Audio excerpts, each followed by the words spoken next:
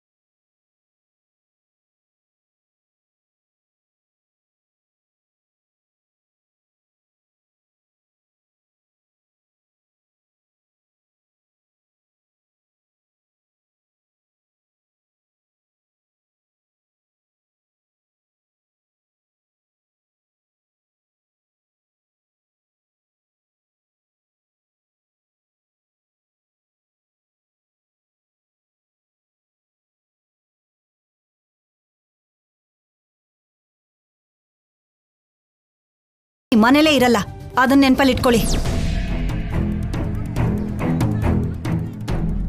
ಆದ್ರೂ ನಿನಗ್ ಸ್ವಲ್ಪನಾದ್ರೂ ಬುದ್ಧಿ ಜ್ಞಾನ ಇದ್ಯಾ?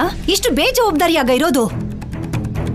ಇಂಪಾರ್ಟೆಂಟ್ ಫೈಲ್ ಅಂದಾಗ ಎಷ್ಟು ಎಚ್ಚರಿಕೆಯಿಂದ ಇರ್ಬೇಕು. ಬೀಗ ಹಾಕಕ್ಕಾಗ್ತಿರ್ಲಿಲ್ವಾ? ಆ ಸಂಪದ ನೀನು ಇಬ್ರು ಸರಿಯಾಗಿದ್ದೀರಾ ನನ್ ಪ್ರಾಣ ತಿನ್ನಕ್ಕೆ. ಒಬ್ರಿಂದಾದ್ರೂ ಒಂದು ಪೈಸದ ಉಪಯೋಗ ಇಲ್ಲ. ಜೊತೆಗೆ ನನ್ ಮಗನ್ ಕೆಲ್ಸಕ್ಕೆ ಕಂಟಕ ತಂದಿದ್ದೀರಾ. ಅತ್ತೆ, ಆ ಸಂಪದನ ಜೋರ್ ಮಾಡಿ ಕೇಳಿದ್ರೆ ನಿಜ ಹೇಳ್ತಾಳೆ. ನನಗ್ ಗೊತ್ತಿರೋ ಹಾಗೆ ಅವಳೇ ತಗೊಂಡಿರೋದು. ನನಗೂ ಅವಳ ಮೇಲೆ ಅನುಮಾನ ಇದೆ ಕಣೆ, ಆದ್ರೆ ಪ್ರೂಫ್ ಎಲ್ಲಿದೆ? ಅದೆಲ್ಲ ನನಗ್ ಬೇಕಾಗಿಲ್ಲ. ನಿನ್ನಿಂದಾಗಿ ಫೈಲ್ ಮಿಸ್ ಆಗಿರೋದ್ರಿಂದ ನಿಂದೆ ತಪ್ಪು.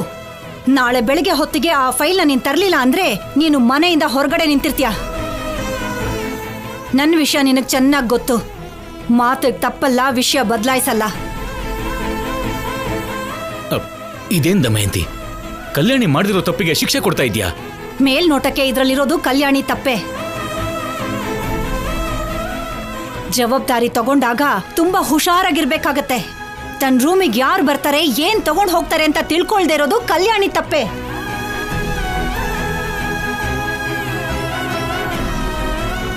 ನನ್ ದೃಷ್ಟಿಲಿ ಮೋಸ ಮಾಡೋರ್ಗಿಂತ ಮೋಸ ಹೋಗೋರ್ದೇ ದೊಡ್ಡ ತಪ್ಪು. ಮೋಸ ಮಾಡೋರು ಇರೋ ತನಕ ಮೋಸ ಹೋಗೋರು ಇದ್ದೇ ಇರ್ತಾರೆ. ನೆನ್ಪಲ್ಲಿಟ್ಕೋ ಕಲ್ಯಾಣಿ, ನಾಳೆ ಸೂರ್ಯೋದಯ ನಿನ್ನ ಜೀವನದಲ್ಲಿ ಕತ್ಲೆನ ತರಬಾರ್ದು ಅಂತಂದ್ರೆ ಮಿಸ್ ಆಗಿರೋ ಫೈಲು ನಾಳೆ ಬೆಳಗ್ಗೆ ಹೊತ್ತಿಗೆ ಶೌರ್ಯನ್ ಕೈಯಲ್ಲಿರ್ಬೇಕು.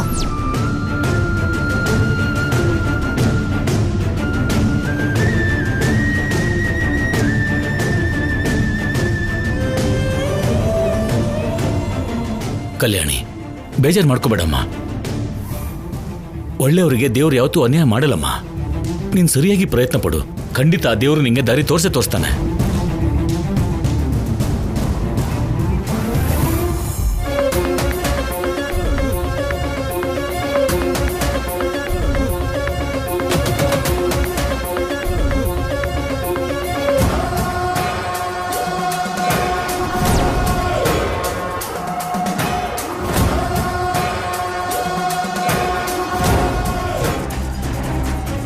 ಎಷ್ಟು ಹುಡುಕಿದ್ರು ಶೂನ್ಯ. ಇವತ್ತಿಂದ ಶೌರ್ಯ ನಿನ್ನನ್ನು ನಂಬೋದನ್ನ ಬಿಟ್ಬಿಡ್ತಾನೆ ಕಲ್ಯಾಣಿ.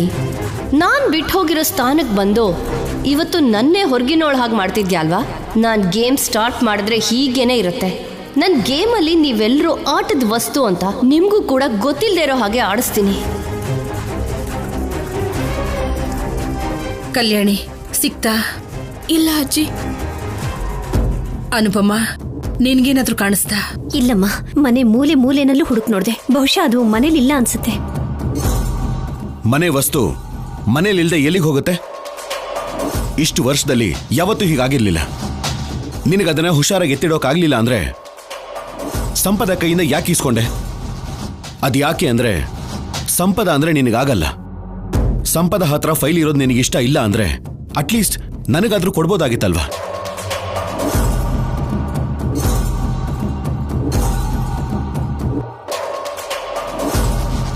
ಹೇನಿಗೆ ಯಜಮಾನತ್ವ ಕೊಟ್ರೆ ತಲೆ ಎಲ್ಲ ಕಚ್ತು ಅನ್ನೋ ಹಾಗೆ ನನ್ ಮಗನ್ ಜೀವನನ ನಾಶ ಮಾಡ್ತಿದ್ಯಾ. ದಮಯಂತಿ, ಕಲ್ಯಾಣಿ ಏನಾದ್ರು ಬೇಕು ಅಂತ ಮಾಡ್ತಾಳ? ಎಲ್ಲೋ ಏನೋ ತಪ್ಪಾಗಿರುತ್ತೆ.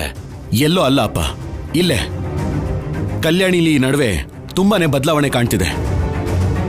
ನಾಳೆ ಬೆಳಗ್ಗೆ ಪೇಪರ್ ಸಿಗ್ಲಿಲ್ಲ ಅಂದ್ರೆ ನಾನು ಕೂಡ ನಿನ್ ಜೊತೆ ಕೂತ್ಕೊಂಡು ಮಣ್ಣು ಕಲಿಸ್ತಾ ಬೊಂಬೆ ಮಾಡ್ಬೇಕಾಗತ್ತೆ. ಅವಾಗ ನಿನಗೆ ಹ್ಯಾಪಿನೇ ಅಲ್ವಾ? ಯಜಮಾನ್ರೆ, ಪೇಪರ್ಸ್ ಅಂದ್ರೆ ಇದೇನಾ ನೋಡಿ.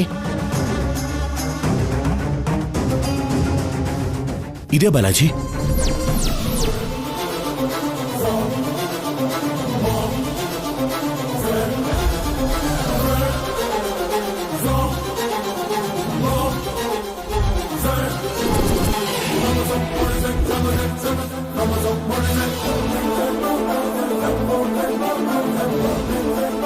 ಇದ್ ನಿನಗೆ ಎಲ್ಲಿ ಸಿಕ್ತು? ಸೇಟು ಅವ್ರು ಕೊಟ್ರೆ ಯಜಮಾನ್ರೆ. ಸೇಟುನಾ? ಸೇಟುಗೆ ಎಲ್ಲಿ ಸಿಕ್ತು?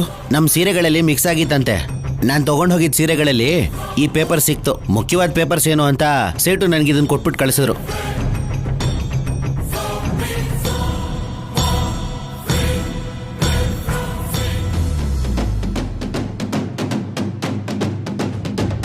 ಇನ್ನೂ ತುಂಬಾ ಪೇಪರ್ಸ್ ಇರಬೇಕಲ್ವ ಬಾಲಾಜಿ? ಹೌದಾ ಯಜಮಾನ್ರೆ? ನನಗೆ ತಿಳಿದ ಹಾಗೆ ಅಷ್ಟೇ ಇದ್ದಿದ್ದು ಯಜಮಾನ್ರೆ. ಹೌದಾ?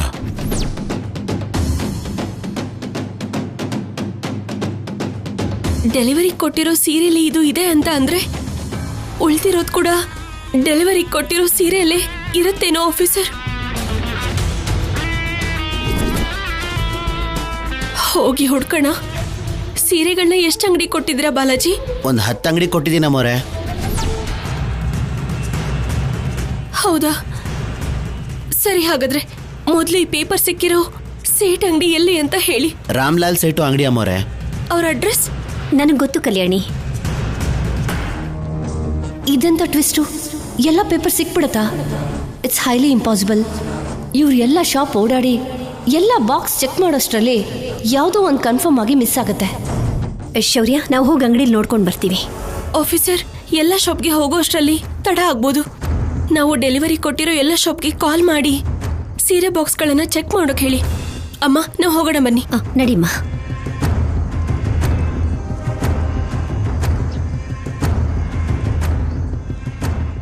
ಭಗವಂತ, ಈ ಸಮಸ್ಯೆಯಿಂದ ನೀನೇ ಪಾರು ಮಾಡಬೇಕು. ಏನ್ರಿ, ಒಂದ್ ವೇಳೆ ಫೈಲ್ ಸಿಗ್ಲಿಲ್ಲ ಅಂದ್ರೆ ಏನಾದ್ರೂ ಪ್ರಾಬ್ಲಮ್ಮಾ? ಪ್ರಾಬ್ಲಮ್ ಅಂತಿದೆಯಲ್ಲ ಸಂಪದ, ಕನ್ಫರ್ಮ್ ಆಗಿ ನನ್ನ ಕೆಲಸ ಹೋಗುತ್ತೆ. ಮತ್ತೆ ಆ ಫೈಲ್ನ ರೆಡಿ ಮಾಡೋಕ್ಕಾಗಲ್ವಾ?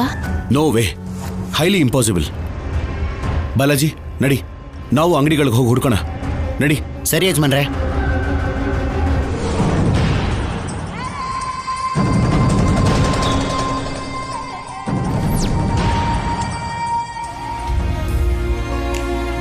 Thank you Lakshmi. ಡ್ರೆಸ್ಗಳು ತುಂಬ ಚೆನ್ನಾಗಿದೆ, ಬಟ್ ಟೂ ಮಚ್ ಕಾಸ್ಟ್. ಅಷ್ಟು ಅಗತ್ಯನಾ ಅನ್ಸುತ್ತೆ. ನಾವು ಹಾಕೊಳ್ಳೋ ಬಟ್ಟೆ ನೋಡಿ ನಮಗೆ ವ್ಯಾಲ್ಯೂ ಕೊಡ್ತಾರೆ ಬಾವಾ, ಆಮೇಲೆ ನಮ್ಮ ಬಿಹೇವಿಯರ್ ನೋಡಿ. ಅದಕ್ಕೆ ದುಡ್ಡು ಜಾಸ್ತಿ ಆದರೂ ಸರಿ, ಗುಡ್ ಲುಕ್ಕಿಂಗ್ ಆಗಿ ಕಾಣಿಸೋದನ್ನೇ ತಗೋಬೇಕು.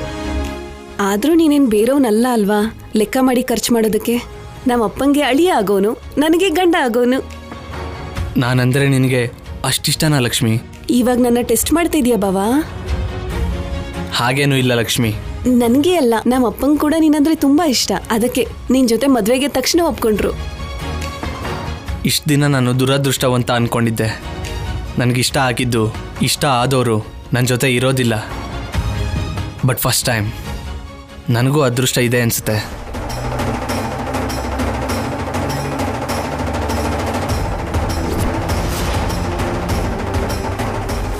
ಬಾವಾ, ಅಲ್ಲೋಡು.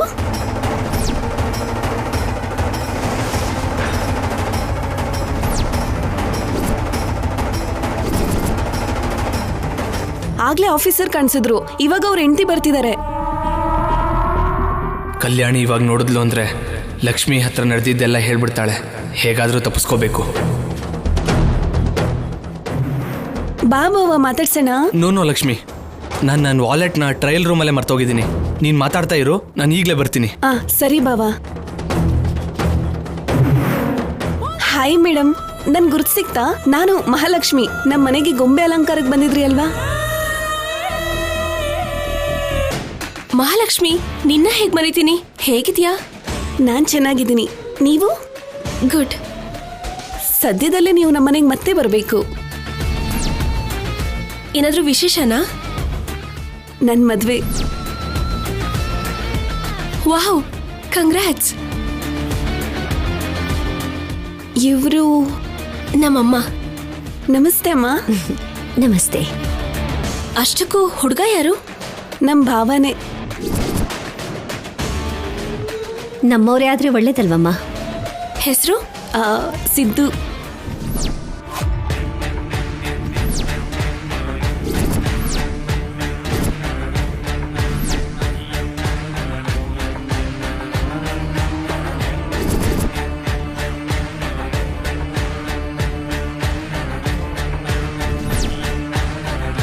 ಸಿದ್ದುನಾ?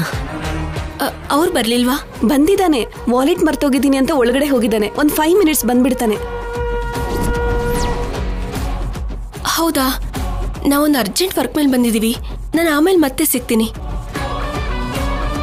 ಸರಿ ಅಕ್ಕ, ಮರ್ತೋಗ್ಬೇಡಿ. ಡೇಟ್ ಕನ್ಫರ್ಮ್ ಆಗಿದ ತಕ್ಷಣ ಖಂಡಿತ ಕರಿತೀನಿ.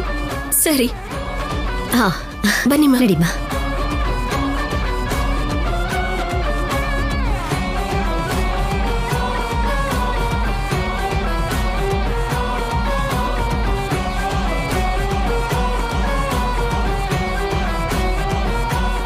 ಹೋಗೋಣ ನಡಿ ಲಕ್ಷ್ಮಿ. ಬಾಬಾ, ಅಕ್ಕ ನಿನ್ನ ಕೇಳಿದ್ಲು. ಈಗಾಗ್ಲೇ ತಡ ಆಗಿದೆ ಲಕ್ಷ್ಮಿ. ಮನೆಯಲ್ಲಿ ಅತ್ತೆ ಅವರೆಲ್ಲ ವೇಟ್ ಮಾಡ್ತಾ ಇರ್ತಾರೆ. ಮುಂದಿನ ಸರಿ ಯಾವಾಗ್ಲಾದ್ರೂ ಮೀಟ್ ಮಾಡೋಣ. ನಡಿ ಬಾ.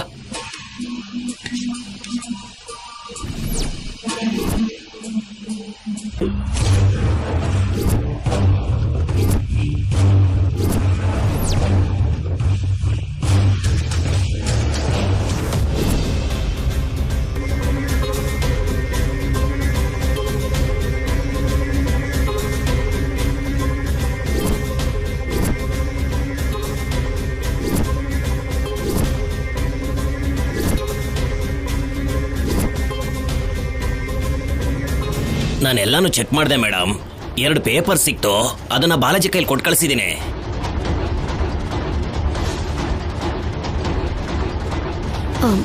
ಹೌದಾ?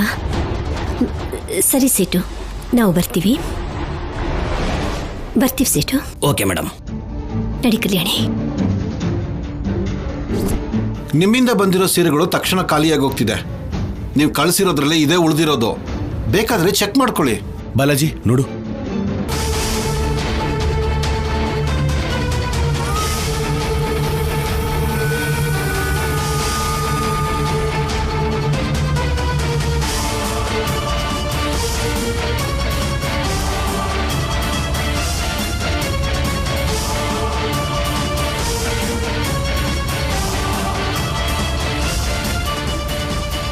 ಈ ಸೀರೆಗಳನ್ನ ಯಾರಿಗೆ ಮಾರಿದೀರ ಅಂತ ಗೊತ್ತಾಗತ್ತಾ? ನಿಮ್ಮ ಹತ್ರ ಪ್ರೂಫ್ಸ್ ಅಂತ ಏನಾದರೂ ಇದೆಯಾ? ನಾವು ಬಿಲ್ಲು ಅಂತ ಸ್ಲಿಪ್ ಮಾತ್ರನೇ ಕೊಡ್ತೀವಿ. ಯಾವುದೇ ಪ್ರೂಫು ತಗೊಳ್ಳೋದಿಲ್ಲ. Thank you.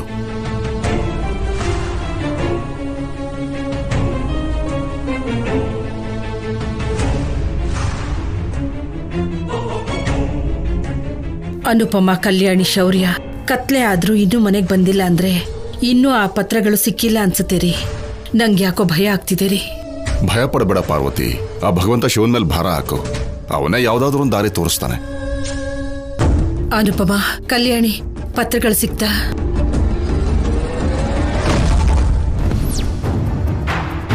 ಅಮ್ಮ ಹೇಳಮ್ಮ, ಸಿಕ್ತಾ? ಎಲ್ಲ ಅಂಗಡಿಗೂ ಹೋಗಿ ನೋಡಿದ್ವಮ್ಮ, ಆದ್ರೆ ಫೈಲ್ ಎಲ್ಲೂ ಸಿಕ್ಲಿಲ್ಲ.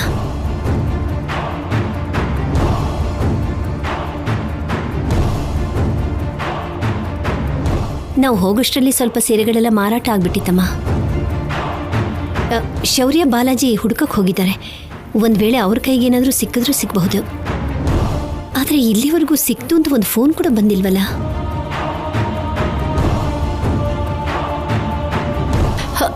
ಏನ್ರಿ, ಆಫೀಸ್ ಸಿಕ್ತಲ್ವಾ? ಏನು ಪ್ರಾಬ್ಲಮ್ ಇಲ್ಲ ಅಲ್ವಾ? ಹೇಳ್ರಿ. ಸಿಗ್ಲಿಲ್ಲ ಸಂಪದ.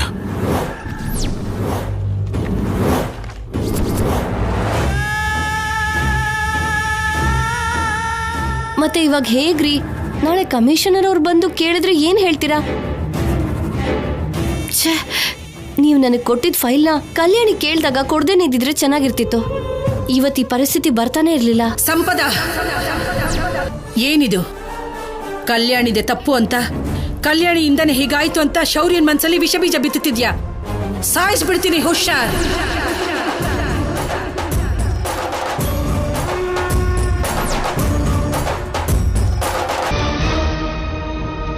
ಅಜ್ಜಿ, ನನ್ನ ಉದ್ದೇಶ ಅದಲ್ಲ. ಅಯ್ಯೋ, ಹಾಗಾಗ್ದೇನೆ ಇದ್ದಿದ್ರೆ ಚೆನ್ನಾಗಿರ್ತಿತ್ತು ಅನ್ನೋದೇ ನನ್ನ ಉದ್ದೇಶ ಅಷ್ಟೇ. ನಿನ್ನ ಕಪಟವಾದ ಬುದ್ಧಿ, ಒಂದೇ ವಿಷಯಕ್ಕೆ ಎರಡು ಅರ್ಥ ಇರುವಂಥ ಮಾತುಗಳು. ಇದ್ಯಾವುದು ನಮ್ಗೆ ಅರ್ಥವಾಗದೇ ಇರೋಷ್ಟು ಮೂರ್ಖರಲ್ಲ ನಾವು. ಇದು ನಮ್ಮನೆ ವಿಷಯ. ನೀನು ಕೇವಲ ಈ ಮನೆ ಅತಿಥಿ ಅಷ್ಟೇ. ನಮ್ಮನೆ ವಿಷಯದಲ್ಲಿ ನಿನ್ನ ತಲೆ ಹಾಕ್ತಿದ್ರೆ ಬಹಳ ಒಳ್ಳೇದು. ಹಾಗಲ್ಲಮ್ಮ. ಇರು ಸಂಪದ.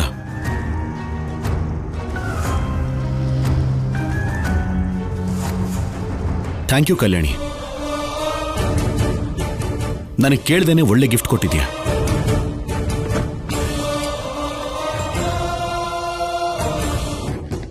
ಅರ್ಥ ಆಗ್ಲಿಲ್ವಾ? ನಾನು ತುಂಬಾ ಪ್ರೀತಿಸೋ ನನ್ನ ಕೆಲಸನ ನನ್ನಿಂದ ದೂರ ಮಾಡಿ ನನ್ನನ್ನ ಮನೇಲೆ ಎಲ್ಲರ ಜೊತೆಲೇ ಇರೋ ಹಾಗೆ ಮಾಡ್ತಿದ್ಯಲ್ಲ, ಅದಕ್ಕೆ.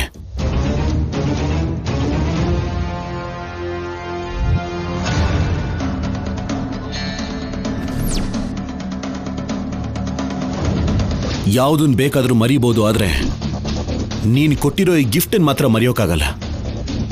ನನ್ನ ಕ್ಷಮಿಸಿ ಆಫೀಸರ್.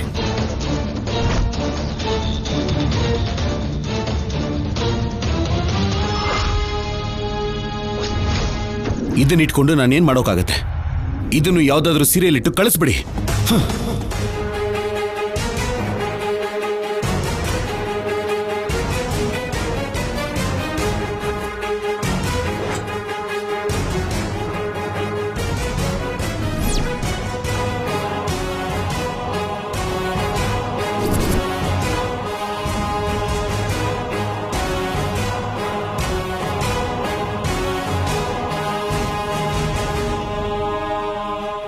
ಅಳ್ಬೇಡ ಕಲ್ಯಾಣಿ. ಹಾ, ಅಳ್ಬೇಡ ಅಮ್ಮ. ನಿಮ್ಮಮ್ಮನ ಕೈಲಿ ತಡ್ಕೊಳಕ್ಕಾಗಲ್ಲ. ನನ್ ಮಗನ್ ಜೀವನ ಏನಾದ್ರೆ ಅವಳಿಗೇನು? ಅವಳಿಗೆ ಬೇಕಾಗಿರೋದು ನೀನ್ ಸಂತೋಷವಾಗಿರೋದು. ಯಾಕೆ ಹಾಗೆ ಮಾತಾಡ್ತಿದ್ದಮ್ಮ ಇಂತೆ? ನನಗೆ ಕಲ್ಯಾಣಿ ಬೇರೆ, ಶೌರ್ಯ ಬೇರೆ ಅಲ್ಲಮ್ಮ. ಇಬ್ರು ನನ್ನ ಎರಡು ಕಣ್ಗಳಿದ್ದ ಹಾಗೆ. ಅದೇ ನಿಜ ಆಗಿದ್ದಿದ್ರೆ ನಿನ್ನ ಮಗಳನ್ನ ಸಮಾಧಾನ ಮಾಡ್ತಿರ್ಲಿಲ್ಲ. ನನ್ನ ಮಗನ್ ಭವಿಷ್ಯದ ಬಗ್ಗೆ ಯೋಚನೆ ಮಾಡ್ತಿದ್ದೆ.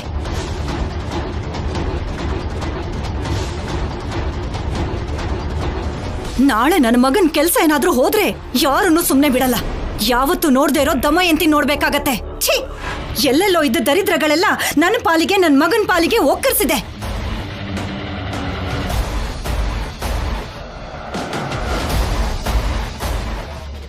ಸುಮ್ನಿರಮ್ಮ.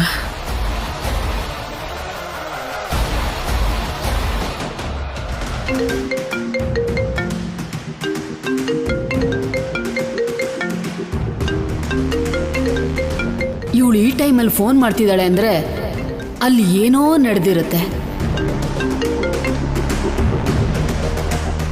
ನೀನ್ ಫೋನ್ ಮಾಡ್ದೆ ಅಂದ್ರೆ ಯಾವುದೋ ಸಿಹಿ ಸುದ್ದಿನೇ ಇರುತ್ತೆ ಅನ್ಸುತ್ತೆ ಪಲ್ಲವಿ. ನೀನ್ 2 ದಿನದಿಂದ ಫೋನ್ ಮಾಡ್ದೆ ಇರೋದ್ ನೋಡಿ ಅಲ್ಲಿ ಎಲ್ರು ಆರಾಮಾಗಿದ್ದಾರೇನೋ ಅಂತ ನನ್ ಮನ್ಸಿಗೆ ಬೇಜಾರಾಗ್ತಿತ್ತು ಪಲ್ಲವಿ. ನಿನ್ ಮನ್ಸಲ್ಲಿರೋ ಬೇಜಾರು ನನಗೆ ಅರ್ಥ ಹಾಗೆ ಕಾಲ್ ಮಾಡ್ದೆ ಅಮ್ಮ. ಎಷ್ಟೇ ಆದ್ರೂ ನಿನ್ ಮಗಳಲ್ವಾ ನಾನು. ಇದೇನು ಮಗಳು ಅಂತಿದ್ದಾಳೆ? ಮೊದ್ಲು ವಿಷಯ ಏನು ಅಂತ ಹೇಳು. ಸೊಸೆ ಬಲ್ಗಾಲಿಟ್ಟು ಒಳಗ್ ಬಂದ್ರೆ ಅತ್ತೆ ಮನೆಗ್ ಒಳ್ಳೇದಾಗತ್ತೆ ಅಂತಾರಲ್ವೇನಮ್ಮ. ಆದ್ರೆ ಆ ಸಂಪದ ಎಡ್ಗಾಲಿಟ್ ಬಂದ್ರೂ ನಮ್ಗೆ ಒಳ್ಳೇದಾಗ್ತದೆ. ಆ ಸಂಪದ ಬಂದಾಗಿಂದ ಈ ಮನೇಲಿ ಯಾರಿಗೂ ನೆಮ್ಮದಿನೇ ಇಲ್ದಂಗಾಗಿದೆ. ಆಹಾ, ಈ ಮಾತ್ ಕೇಳ್ತಾ ಇದ್ರೆ ನನ್ ಮನ್ಸಿಗೆ ಸಂತೋಷ ಆಗ್ತಿದೆ ಪಲ್ಲವಿ. ಅಮ್ಮ, ನಿನಗೆ ಇನ್ನೊಂದ್ ವಿಷಯ ಹೇಳ್ಬೇಕು. ಆ ಸಂಪದ ಮಾಡೋ ಕೆಲ್ಸಗಳಿಗೆ ಆ ಕಲ್ಯಾಣಿನ ಶೌರ್ಯ ಎಲ್ಲಿ ದೂರ ಮಾಡ್ಬಿಡ್ತಾನೆ ಅನ್ನೋ ಭಯದಲ್ಲಿ ಸಂಪದನ್ ಹೊರಗಡೆ ಹಾಕ್ಬಿಡ್ಬೇಕು ಅಂತ ಅನುಪಮ ಅಮ್ಮ ಶಿವಪಾರ್ವತಿ ಅತ್ತೆ ಪ್ಲಾನ್ ಮಾಡ್ತಿದ್ದಾರೆ. ಅವ್ರು ಪ್ಲಾನ್ ಮಾಡ್ತಿದ್ದಾರೆ ಅಂತ ನೀನ್ ನೋಡ್ಕೊಂಡ್ ಸುಮ್ನೆ ಇರ್ಬೇಡ. ಏನಾದ್ರೂ ಮಾಡಿ ತಡಿ. ಇಲ್ಲ ಅಂದ್ರೆ ಅವಳನ್ನ ಅಲ್ಲಿಂದ ಕತ್ ಹಿಡ್ದು ಆಚೆ ಹಾಕಿದ್ರೆ ಅವಳು ಒಂದೇ ಸಮ ಅಳ್ತಾ ಸಿದ್ದು ಅಂತ ಇಲ್ಲಿಗ್ ಬಂದ್ಬಿಡಲ್ವಾ? ಅವಳನ್ನ ನೋಡಿ ಸಿದ್ದು ಮನ್ಸು ಕರ್ಗೋಗೋದಿಲ್ವಾ? ನೀನ್ ಭಯ ಪಡ್ಬೇಡ ಅಮ್ಮ. ಆ ಸಂಪದಾಗ ಇವಾಗ ಈ ಮನೆ ಬಿಟ್ಟು ಹೋಗೋ ಪ್ಲಾನ್ ಅಂತೂ ಇಲ್ವೇ ಇಲ್ಲ. ಹೌದಾ? ಹೌದಮ್ಮ, ಗುಂಡ್ಕಲ್ ತರ ಇಲ್ಲೇ ಇರ್ಬೇಕು ಅನ್ಕೋತಿದ್ದಾಳೆ. ಅದೇ ಅಲ್ವಾ ನನ್ಗೂ ಬೇಕಾಗಿದ್ದು. ಈಗ ತಾನೇ ಸಿದ್ದು ಮನ್ಸು ಬದಲಾಯಿಸ್ಕೊಂಡು ಮಹಾಲಕ್ಷ್ಮಿ ಜೊತೆ ಮದುವೆ ಮಾಡ್ಕೊಳಕ್ಕೆ ಸಿದ್ಧವಾಗಿದ್ದಾನೆ. ಅಂದಹಾಗೆ ಈ ವಿಷಯ ಸಂಪದ ಗೊತ್ತಾಗ್ಬಾರ್ದು. ಅಲ್ಲ, ಶೌರ್ಯ ಸಂಪದ ಒಬ್ಬರನ್ನ ಬಿಟ್ಟು ಒಬ್ರು ಇರೋಕಾಗದೆ ಇರೋಷ್ಟು ಇಬ್ಬರನ್ನ ತುಂಬಾ ಹತ್ರ ಮಾಡ್ಬಿಡ್ಬೇಕು. ಸರಿನಾ? ಸರಿ ಅಮ್ಮ, ನೀನ್ ಹೇಳ್ದ ಹಾಗೆ ನಾನ್ ಮಾಡ್ತೀನಿ. ಬಾಯ್.